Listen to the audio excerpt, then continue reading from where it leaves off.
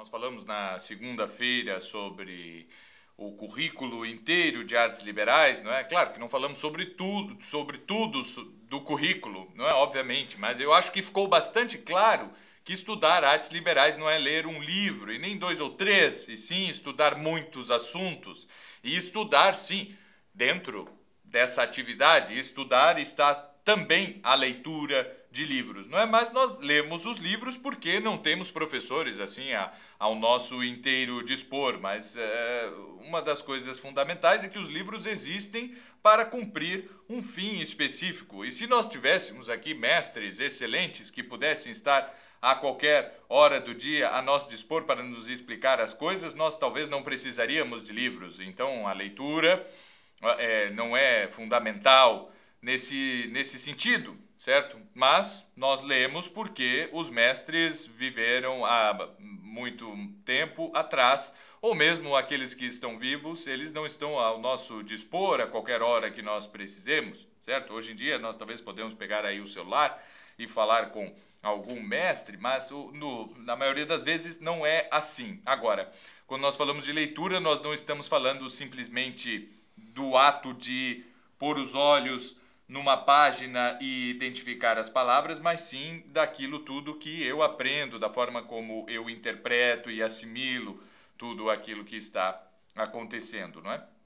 E as artes liberais, elas são um currículo, não é a leitura de um livro. Eu não posso dizer, eu li o Trivium, eu li o Quadrivium. Sim, tu leste 2 livros com esses títulos, mas isso não significa de forma alguma que tu tenhas te formado dentro deste currículo, certo? E muitas vezes a pessoa pode até ter tido uma boa educação e ter cumprido um programa que se assemelhasse muito a um programa de artes liberais, não é? Suponhamos, a pessoa ali leu bastante literatura, em casa tinha bons livros de literatura clássica, a pessoa fez muitos exercícios de redação em diferentes estilos, escreveu desde poesia, cartas, discursos e tudo isso.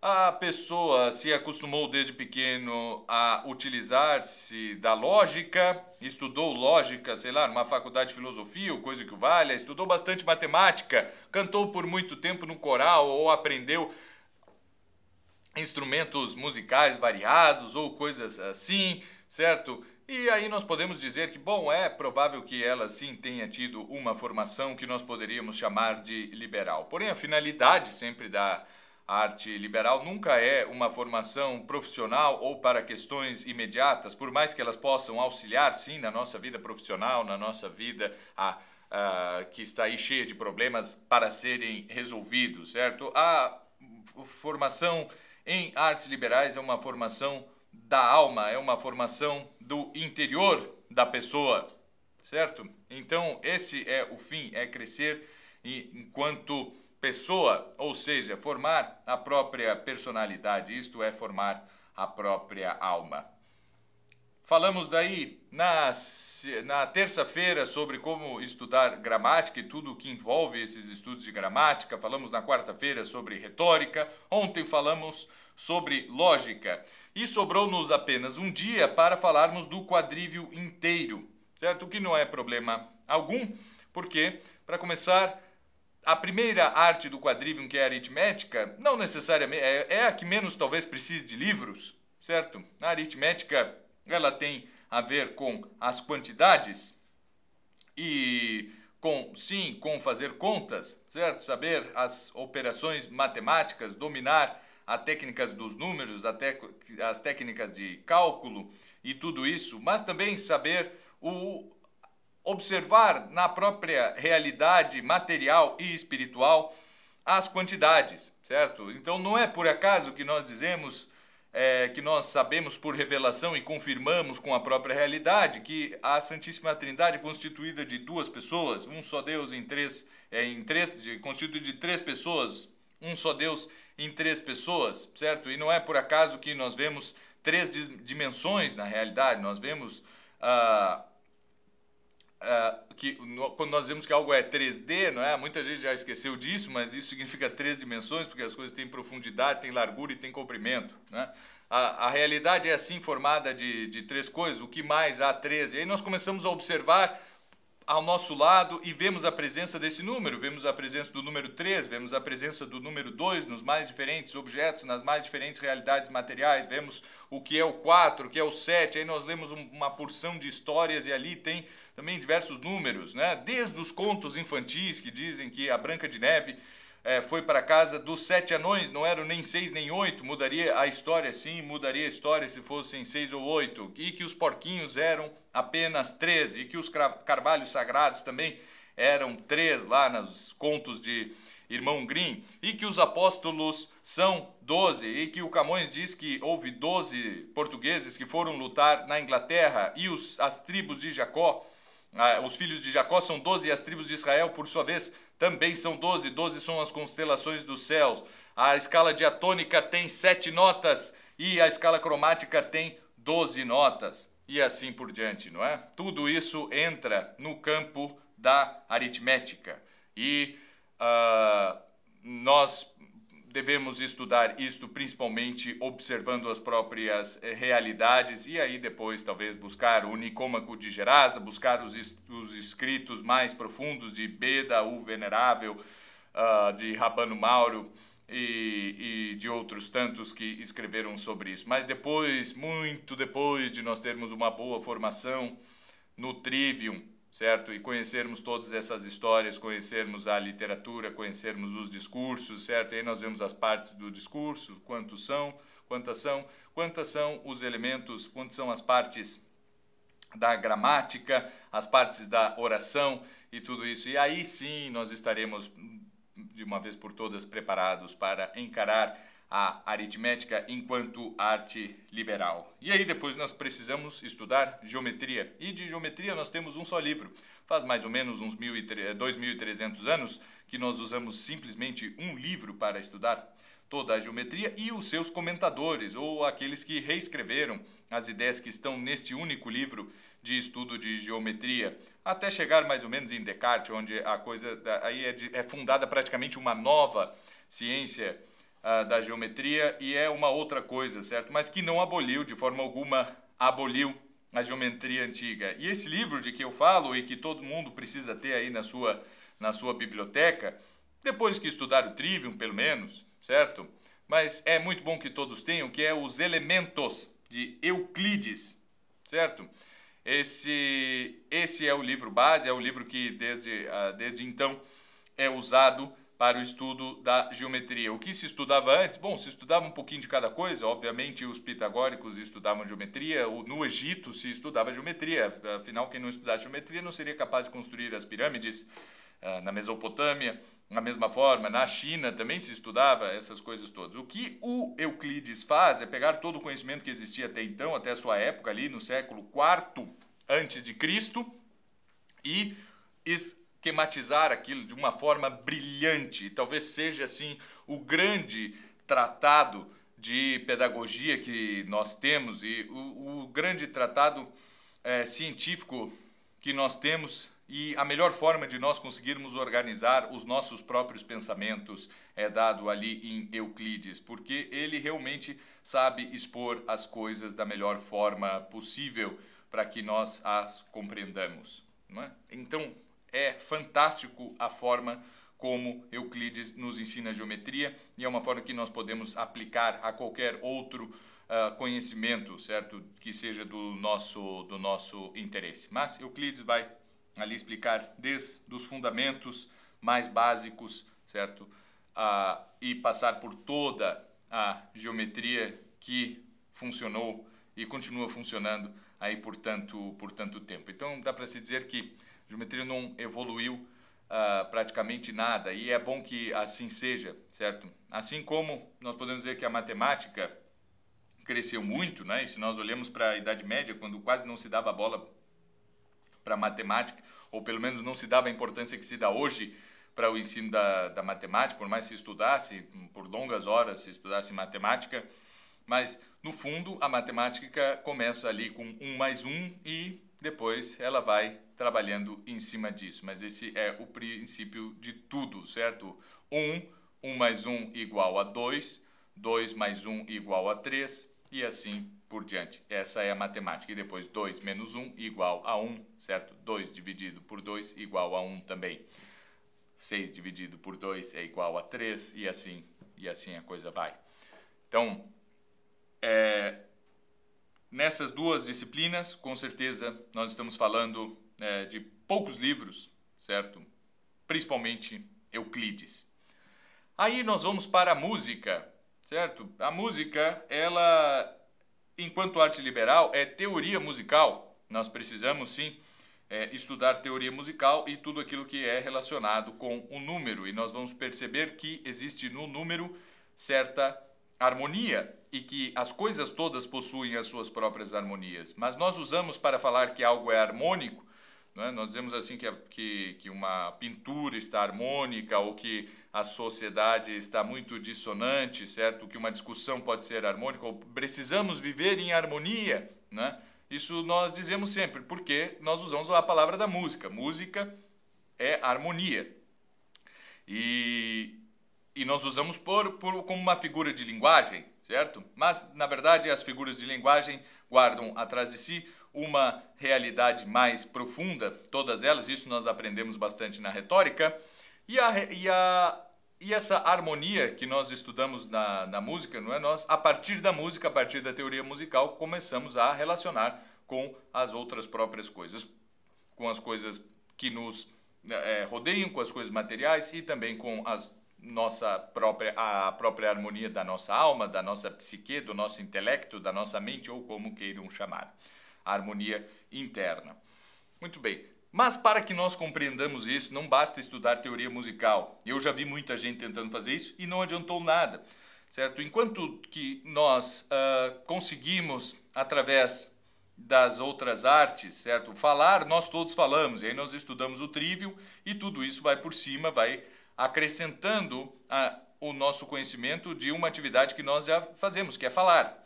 A matemática, nós todos temos noções de quantidade, certo? Desde sempre nós costumamos contar as coisas, desde pequeno nós contamos as coisas e temos uma ideia do espaço, contamos o tempo, não é? Nós vamos aprendendo isso e aí quando nós chegamos uma hora de estudar aritmética e geometria, aquilo não é de todo desconhecido. Agora, normalmente, pelo menos na nossa sociedade contemporânea, quando o sujeito começa a estudar música, aquilo é totalmente desconhecido.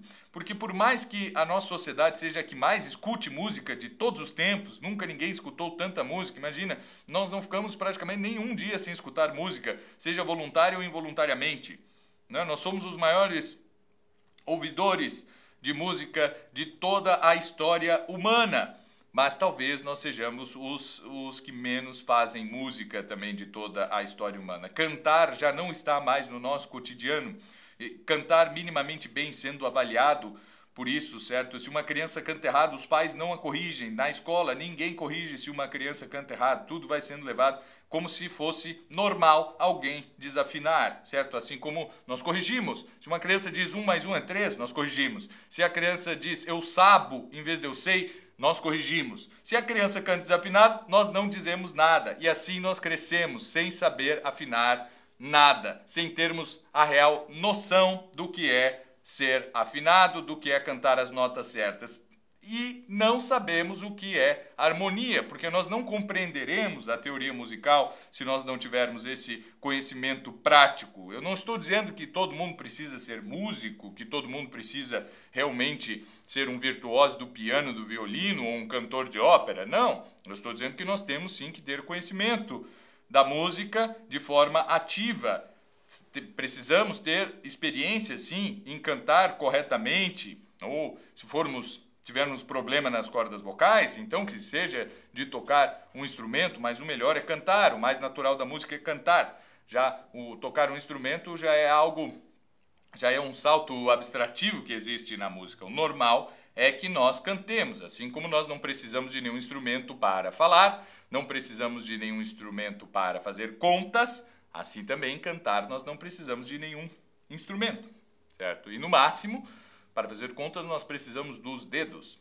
E na música, nós precisamos só da nossa garganta, certo? E aí sim nós poderemos adentrar na teoria musical. Eu posso pegar um livro atual de teoria musical, começo a estudar a teoria musical através dos tempos e tal, conhecer o repertório e tudo aquilo vai fazer sentido, conhecer as diferenças, né? Aí eu vou ler lá a República de Platão e ele está criticando certos modos que são utilizados na formação da juventude, elogiando uns e criticando os outros, e aí sim aquilo fará sentido para mim, certo? Aí eu vou ver uma música litúrgica e vou compreender que dependendo da festa, dependendo da data litúrgica que aquilo é cantado, ele tem certas melodias e não outras, certos modos e não outros, certos ritmos e não outros. Eu vou, a partir de então, compreender isso. E compreendendo isso, aí sim eu sou capaz de compreender as harmonias do mundo. Porque há sons que soam bem e há sons que soam mal. Se eu toco ali um Dé, um Dó e um Ré, simultaneamente, aquilo é dissonante, não é harmônico. Agora, se eu tocar um Dó e um Mi, aquilo é harmônico.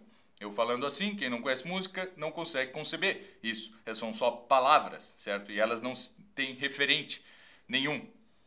Elas não têm, eu não consigo significado. Eu posso guardar essas palavras. Dó e Ré é dissonante, Dó e Mi é harmônico, certo? Mas se eu não relaciono isso com a realidade, isso não faz sentido nenhum. Assim como eu posso ficar aqui falando sobre cores para os cegos e vou ter que usar de outros artifícios para poder explicar as cores, porque ele não vai ver as cores. Alguém que é cego de nascença pode... Há recursos, não é? Cores mais quentes, cores mais frias e tal, né? Mas exatamente as cores ele não vai saber o que é. E alguém que não canta não vai compreender o que é os sons. Não vai saber o que é harmonia. E não vai saber usar a palavra harmonia para dizer que está desarmônico, que nós precisamos de mais harmonia na sociedade, ou eu preciso harmonizar a minha própria alma. Quem não conhece música não pode usar essa palavra com propriedade, porque não sabe do que está falando. É por isso que se estuda música como arte liberal.